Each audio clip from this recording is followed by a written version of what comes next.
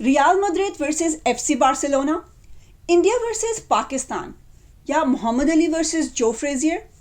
جی نہیں، سپورٹس کی دنیا کی سب سے بڑی رائیولری ہے ساکر ورسز فٹ بال۔ شاید آپ نے کبھی یہ سوچا ہو کہ آخر امریکی فٹ بال کو ساکر کیوں کہتے ہیں؟ تو آپ کو یہ سن کر حیرانی ہوگی کہ یہ لفظ ساکر امریکہ کی ایجاد نہیں ہے، بلکہ برطانیہ، جہاں 1863 میں یہ گیم شروع ہوئی، وہیں کی اصطلاح ہے۔ اس وقت بھی وہ برطانیہ کی سب سے زیادہ مقبول گیم تھی، لیکن واحد گیم نہیں تھی۔ رگبی فٹ بال، جس کا نام ایک انگلش بورڈنگ سکول پر رکھا گیا تھا، ایک ایسی ویریشن تھی جس میں آپ گیند کو ہاتھوں میں اٹھا کر بھی بھاگ سکتے تھے۔ اسی لیے وہ گیم جو فٹ بال ایسوسی ایشن کے رولز کے تحت کھیلی جاتی تھی، اسے ایسوسی ایشن فٹ بال کہا جاتا تھا۔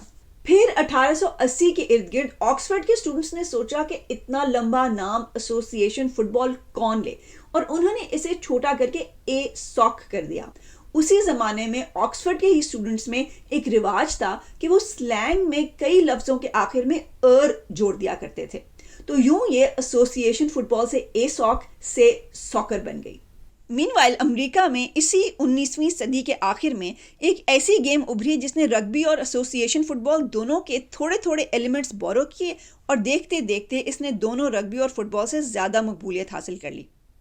اس کو گریڈ آئرن فٹ بال کہا جانے لگا، مگر پھر وہی سستی، زیادہ تر لوگوں نے گریڈ آئرن کو گرا کر اس کو صرف فٹ بال ہی کہنا شروع کر دیا۔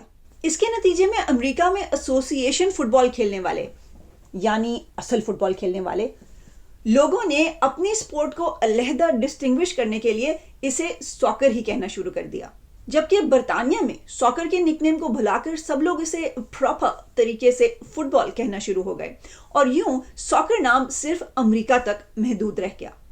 تو چلیے، میں تو اس ہسٹری لیسن کے بعد چائے اور بسکٹ کے ساتھ ریلیکس کرنے لگی ہوں۔